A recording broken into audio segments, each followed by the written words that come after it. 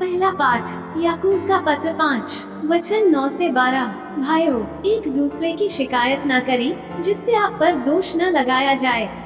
देखिए, न्यायकर्ता द्वार पर खड़े हैं।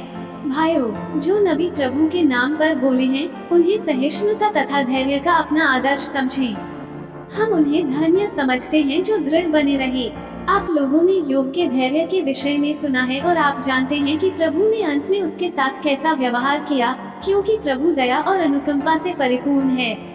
मेरे भाइयों, सबसे बड़ी बात यह है कि आप शपथ नहीं खाएं, न तो स्वर्ग की, न पृथ्वी की और न किसी अन्य वस्तु की। आपकी बात इतनी हो हाँ की हाँ, नहीं की नहीं। कहीं ऐसा न हो कि आप दंड के योग्य हो जाएं।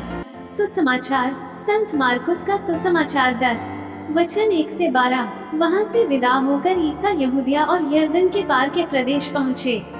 एक विशाल जनसमूह फिर उनके पास एकत्र हो गया और वे अपनी आदत के अनुसार लोगों को शिक्षा देते रहे। फरीसी ईसा के पास आए और उनकी परीक्षा लेते हुए उन्होंने प्रश्न किया, क्या अपनी पत्नी का परित्याग करना पुरुष के लिए उचित है? ईसा ने उन्हें उत्तर दिया, मूसा ने तुम्हें क्या आदेश दिया? उन्होंने कहा, मूसा ने तो त्यागपत्र लिखकर पत्नी का परित्याग करने की अनुमति दी। ईसा ने उनसे कहा, उन्होंने तुम्हारे हृदय की कठोरता के कारण ही यह आदेश लिखा, किंतु सृष्टि के प्रारंभ ही से ईश्वर ने उन्हें नर नारी बनाया। इस कारण पुरुष अपने माता पिता को छोड़ेगा और दोनों एक शरीर हो जाएंगे। इस तरह अब वे दो नहीं बल्कि एक शरीर हैं। इसलिए जिसे ईश्वर ने जोड़ा है उसे मनुष्य अलग नहीं करे। शिष्यों ने घर पहुंचकर इस संबंध में ईसा से फिर प्रश्न किया और उन्होंने यह उत्तर दिया, जो अपनी पत्नी का परित्याग करता और किसी दूसरी स्त्री से विवाह करता है, वो पहली के विरुद्ध व्यभिचार करता है। और यदि पत्नी अपने पति का त्याग करती और किसी दूसरे पुरुष से विवाह करती है, तो वह व्यभिचार करती है।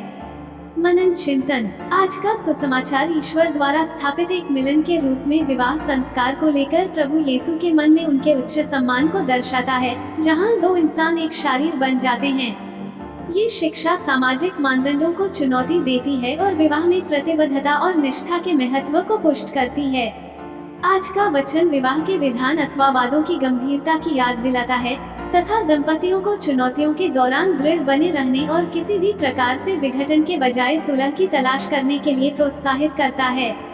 इसके अलावा प्रभु यीशु आपसी रिश्तों में विनम्रता और निस्वार्थता की आवश्यकता पर जोर देते हैं, क्योंकि हृदय की कठोरता वैवाहिक कलह और तलाक की ओर ले जाती है। कैथोलिक दृष्टिकोण से आज का वचन आपसी प्रेम को गहरा करने, क्षमा करने और मेल मिलाप बनाए रखने का आह्वान करता है, जो कि कलीसिया के प्रति मसीह के बलिदानी प्रेम को दर्शाता है। कुल मिलाकर आज का वचन विवाह की पवित्रता, प्रतिबद्धता, प्रेम और निष्ठा के माध्यम से इसकी पवित्रता को बनाए रखने के आह्वान के गहन अनुस्मारक के रूप में कार्य करता है, जो विवाह के संस्कार पर कलीसिया की शिक्षाओं को प्रतिध्वनित करता है। आमीन।